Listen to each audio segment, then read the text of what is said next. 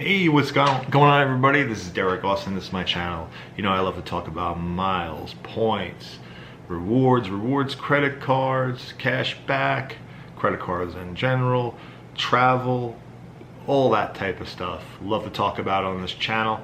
And today I'm going to talk about something a little bit different, and it will be a debit card.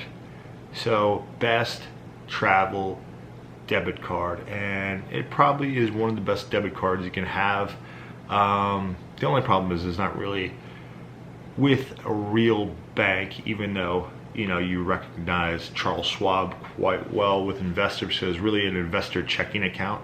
But yeah, it's all FDI insured and all that stuff too. But the reason why, and this is what it looks like, the reason why I have it, I really don't even keep much money. I usually do my banking with my local credit union, for like cash and stuff like that. But I do have this card around, and anytime I travel international, I make sure I put some money on there. I usually just change my my work direct deposit to this for whatever cash I want, or sometimes I'll just change it to just change the money between banks, just have it connected well. So really amazing debit card. The reason why is there's no foreign transaction fees. My other bank had a 1%. A lot of banks have like 2% or so, stuff like that. My credit union I deal with had a 1%. When I travel around the world, I had only that card. I had my credit union card, and they charged me 1% when I was on that 1 year gap traveling around the world. You need cash especially when you're outside the United States. There is more spots that you're gonna want to shop at that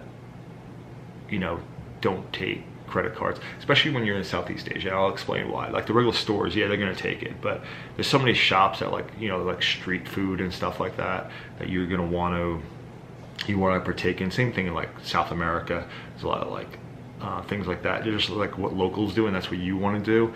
You want that type of shop or food stand, that kind of stuff. That's really where you can absorb the culture. So and a lot of places are just like third world, so a lot of places still will not even have credit cards, debit cards. Most of them will. The real restaurants, the real stores, the ones that are actually in like a building and stuff like that, they usually will. Most of them, okay? But then you have the street vendors that absolutely will not, and you want to have that. You also want tipping money when you're traveling. It's a good practice to have. So even if you're in the United States, the Charles Schwab bank card is investor checking bank card is also really good. Like you go to Las Vegas and you take out money from the ATM in the say in the casino, charges a huge fee like $7, something like that, maybe even more, $8-10. It gives you whatever they're charging you, the ATM, it gives you it right back. Same thing abroad. Not only does it not charge you a foreign transaction fee to change the money from the US dollars to whatever it is, but it also takes away that fee, maybe that like $3 fee, the normal $3-4 fee. Some of the ones in the international are actually free anyway, but there is a few that will still charge you. So just keep that in mind.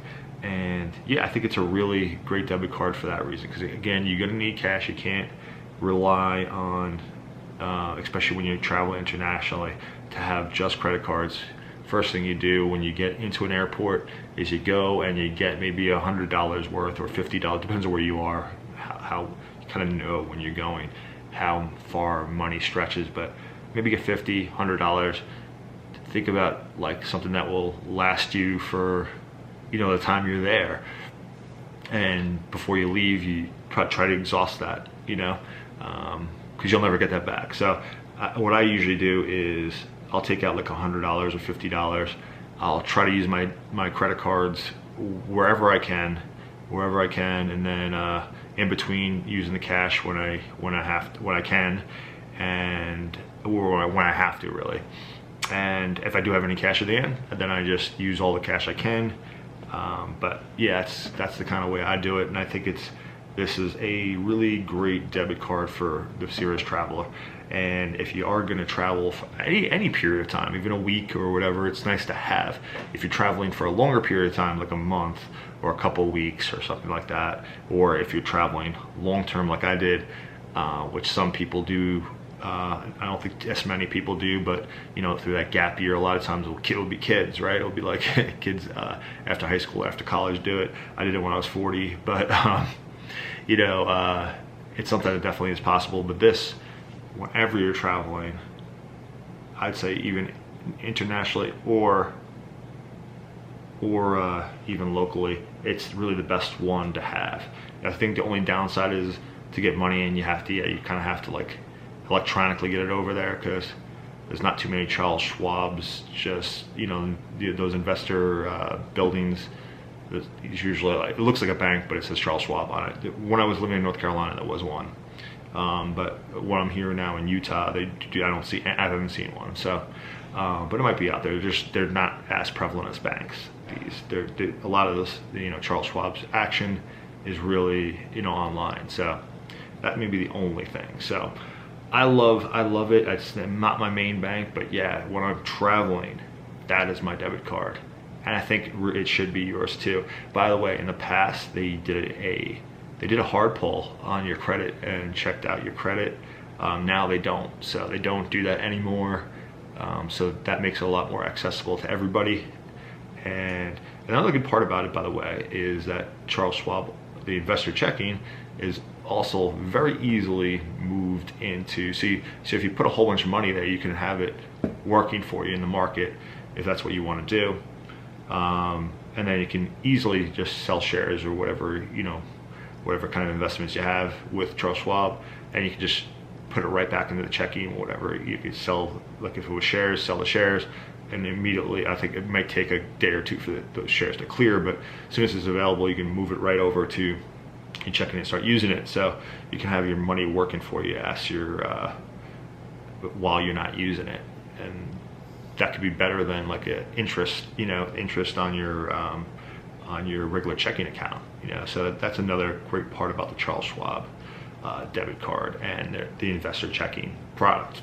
So hope you liked the video. Give it a thumbs up. Oh, by the way, I want to say with the whole thing with the channel, with the little contest, if I get to 100 subscribers, that's the first mark, $25 gift card. I think we're at like almost 35 people, so gaining like 5 a day. I know in the beginning it goes slowly, but once you get to higher numbers, then more people hear about your channel and it will grow faster. But right now we're trying for that $125 gift card for a random comment in a random video, and we'll just pick it. You do have to be a subscriber to the channel to qualify. You know, if I pick your comment and you're not subscribed, we'll just go to the next, we'll do it all over again until we get a subscriber. So that's the way that's going to work. Once we get every 100, 100, 200, 300, 400, all the way up to 1,000, $25 gift card at every $100 subscriber mark, to 1,000, $100 gift card for when I hit 100 subscribers. So that's my little plug for my channel, trying to make it grow. Hope you jump on board, help me grow. It really mean a lot. If you like the video, again, thumbs up. Subscribe to the channel, do it right now. Let's get that train moving, you know. And anyway, thank you so much for watching. Have a great rest of the day. See you on the next one.